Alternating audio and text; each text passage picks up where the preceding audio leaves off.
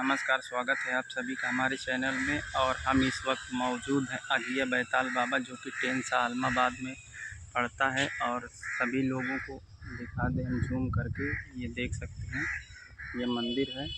और यहाँ पे बहुत ही ज़ोरदार मेला लगता है और दर्शन करने के लिए ज़रूर एक बार आएँ।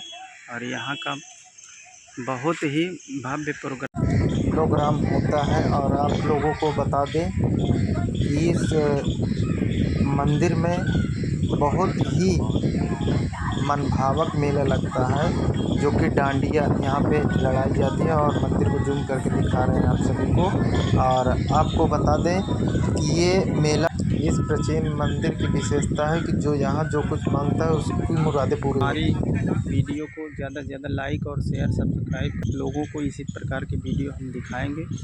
तो मिलते हैं नेक्स्ट वीडियो के साथ। Like, comment, and subscribe.